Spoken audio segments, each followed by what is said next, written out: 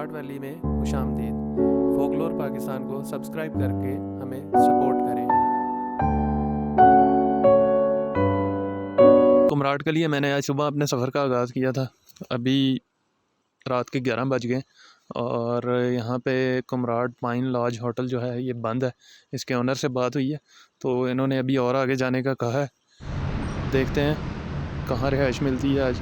और सुबह 7 बजे मैंने सफ़र का आगाज़ किया था, अभी रात के 11 बज गए। तकरीबन 15 घंटे से मैं सफ़र कर रहा हूँ। होपफुली होटल अच्छा मिल जाएगा और मेरी कोशिश होगी कि मैं आपको सुबह कुमराड वैली और जहाज़ बांडा और इसके अलावा कटोरा लेक और कुंड बांडा दिखा सकूं।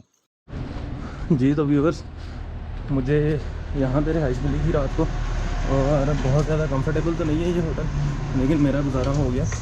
और ये देखें, ये रास्ता नीचे जाने का।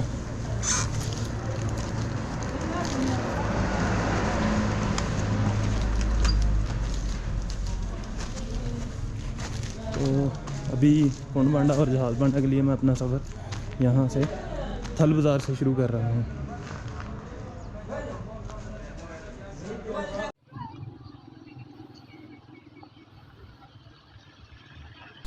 थल बाज़ार से निकले हुए मुझे कोई आधा घंटा हो गया और मैं अभी जा रहा हूँ टकी टॉप की तरफ। और मुझे ये कह देना चाहिए कि ये मेरी ज़िंदगी का सबसे एडवेंचरस सफ़र है, क्योंकि ये आप हाइट देख रहे हैं और ये रास्ता देख रहे हैं, काफ़ी कठिन रास्ता है। और मैंने ये व्लॉग इसलिए बनाने का सोचा कि ऑफ सीज़न में रश नहीं होगा और मैं नेचर को एंजॉय कर सकूँगा कम से कम रश में। और जैसे ही टकी टॉप पहुँचता हूँ मैं तो उससे आगे जहाज़ बांडा और जो दीगर 2-3 जगह हैं वो आपको दिखाएंगे।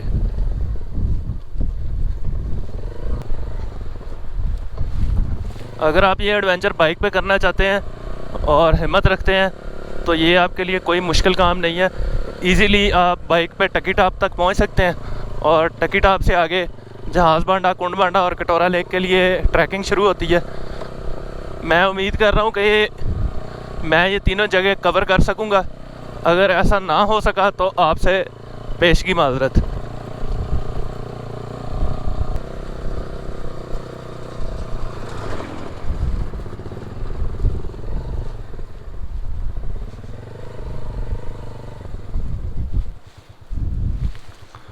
ये देखें जी, इस तरह की इमेंस किस्म की हाइट है।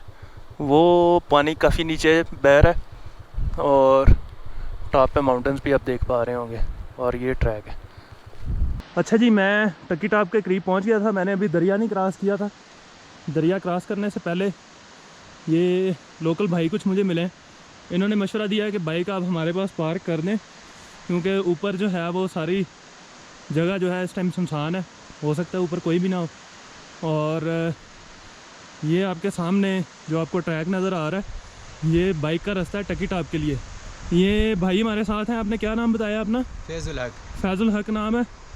और ये इनका खच्चर है, घोड़ा है, घोड़ा। अच्छा, ये घोड़ा है जी जी। इसके ऊपर राइड करेंगे और बाकी के जो सफ़र का हाल है वाल है वो आपको बाद में सुनाते और बताते हैं। अच्छा जी, ये टकी टॉप है। टकी टॉप पहुँच गया हूँ मैं घोड़े की राइड करके। और यहाँ से अभी 12 बज रहे हैं तकरीबन और यहाँ से जहाज़ बांडा का सफ़र शुरू करेंगे।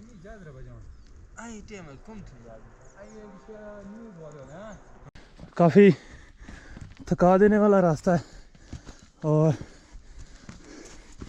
ये जो जानवर है ये भी थका थका महसूस हो रहा है।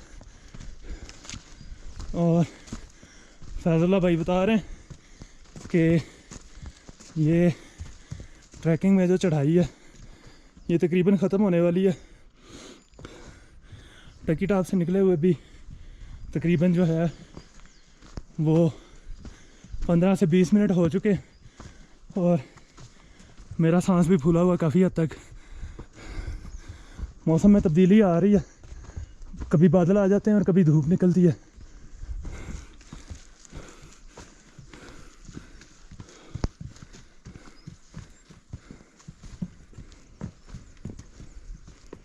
जी काफ़ी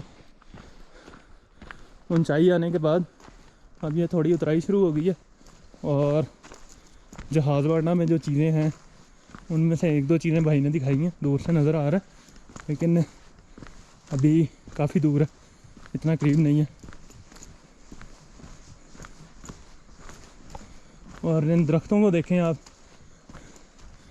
ویسے اس طرح کا نظارہ میں نے آج تک کبھی نہیں دیکھا، حتیٰ کہ میران جانی میں کافی سارے درخت تھے لیکن میران جانی بھی اس طرح سے اتنا زیادہ خوبصورت نہیں ہے جتنا کہ یہ ٹکی ٹاپ سے جہاز باندھا کی ٹریکنگ جو ہے نا، یہ خوبصورت علاقہ ہے۔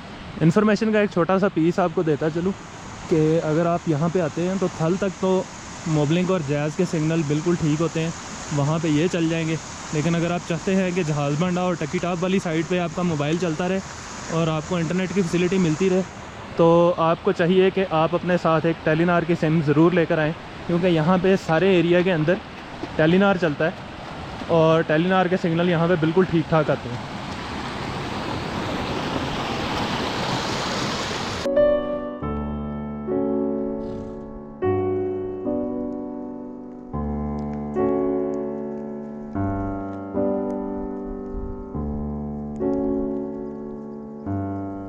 فولکلور پاکستان پہ نئے آنے والے ہر ایک ویور سے ایک دفعہ پھر میں یہ ریکویسٹ کر رہا ہوں کہ کائنڈلی چینل کو سبسکرائب کر کے ہمیں سپورٹ کریں تاکہ چینل پہ ویڈیو ریکارڈنگ اور اپلوڈ کرنے کا سلسلہ جاری رہے۔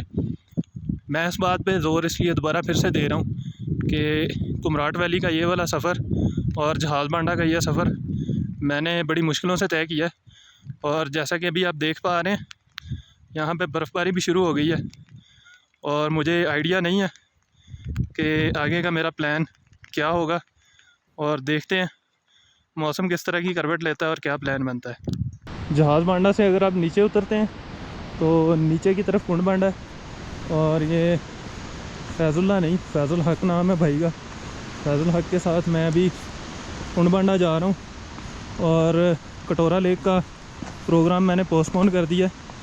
پوسٹ پون کرنے کی ایک پراپر ریزن ہے، جیسے ابھی آپ دیکھ پا رہے ہیں بادل چھائے ہوئے ہیں، ہلکی ہلکی برف باری بھی ہو رہی ہے، اور کٹورا لیک جانا ایک بیوقوفی ثابت ہو سکتی ہے۔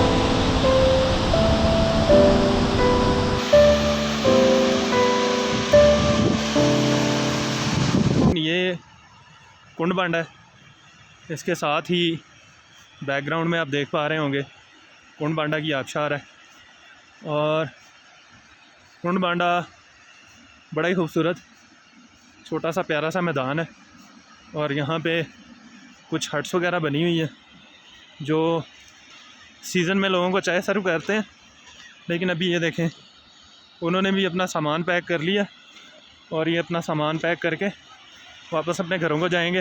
السلام علیکم، میرا نام ہے نذیر خان اور یہ کنڈ باندھا پہ کیمپنگ ہے میری تقریباً 5 سال سے۔ یہاں پہ سیزن چلتا ہے تقریباً 10 سے 15 نومبر تک، اپریل سے سٹارٹ ہوتا ہے، جون کے 1 جون سے تقریباً نومبر 10-15 تک چلتا ہے۔ اس سال سیلاب کی وجہ سے سارے ٹریک جو ہے کہ روڈ خراب ہو گئے، اسی کی وجہ سے نا جلدی بند کرنا پڑا کیونکہ کوئی آ نہیں رہے۔ ٹھیک ہے جی، بھائی نے بتایا کہ سیزن اس دفعہ جلدی ختم کرنا پڑ رہا ہے، اور یہ کچھ سیلاب کی وجہ سے اس طرح سے یہ جو ہے نا وہ ان کو سیزن جلدی اینڈ کرنا پڑ رہا ہے، اور 15 اپریل سے یہ نارملی 10-15 نومبر تک جاتے ہیں، لیکن فلڈ کی وجہ سے یہاں پہ یہ اس دفعہ جلدی جا رہے ہیں، جیسے میں نے آپ کو دکھایا سامان پیک کر رہے تھے۔ جی نذیر بھائی سے پوچھیں گے، نذیر بھائی انہوں نے اپنا نام بتایا، نذیر بھائی سے اب یہ پوچھیں گے کہ آپ چائے کتنے میں سیل کرتے ہیں یہاں پہ؟ جی ہم یہاں پہ چائے کا کپ دے رہے ہیں 50 روپے کا۔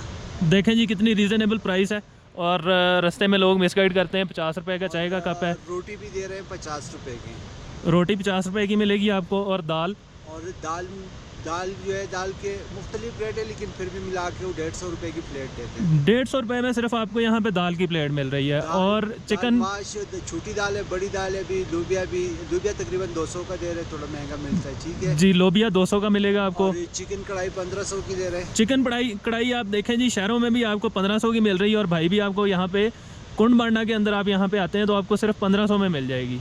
के नीचे से चिकन लाते हुए उनमें रास्ते में मर जाते। नहीं, आपकी प्राइसेस बिल्कुल ठीक है। और नज़ीर भाई को ये आप मैसेज देना चाहेंगे या आप और लोगों को इनवाइट करना चाहेंगे कुंड बांडा और जहाज़ बांडा का विज़िट करने के लिए? तो हमारी तो कोशिश है, हम तो कोशिश कर रहे हैं कि लोग आए यहाँ, क्योंकि ऊपर जो हमने गेस्ट हाउस बनाया है वो 2002 में बना है, और अभी की जगह जो तकरीबन 5 साल से डेवलप हुई है, अभी चल रहे हैं इसमें, अभी आस्ता आस्ता कैंपिंग बढ़ भी रही है यहाँ पे। चलें जी, नज़ीर भाई ने आपको बताया है कि ऊपर भी फैसिलिटीज़ क्रिएट हो रही हैं और यहाँ पे भी उन्होंने कैंटीन क्रिएट की हुई है।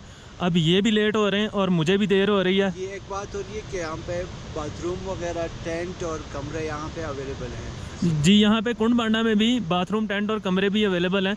आप जब भी आएंगे तो ये यहाँ पे लोग आपको एंटरटेन करने के लिए मौजूद होंगे। और अभी के लिए नज़ीर भाई, अल्लाह हाफिज़। कुंड बांडा में कैंपिंग करने का और रुकने का दिल कर रहा है, लेकिन हालात और मौसम कुछ इस तरह का है कि ना तो अब यहाँ पे कैंपिंग की जा सकती है और ना रुका जा सकता है। जैसे अभी मैंने आपको नज़ीर भाई से मिलवाया है, नज़ीर भाई भी अपना सारा सामान पैक करके और खच्चरों पे उसे लोड करके तो वापस जा रहे हैं अपने घर की तरफ।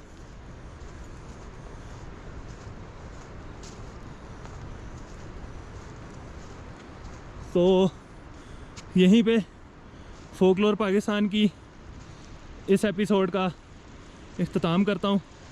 और आपसे एक रिक्वेस्ट ये भी है कि काइंडली कमेंट्स के अंदर फीडबैक दिया करें, ताकि जो चीज़ें इम्प्रूव करने वाली हैं उनको इम्प्रूव किया जा सके। और आपका फीडबैक बहुत ज़्यादा मैटर करता है।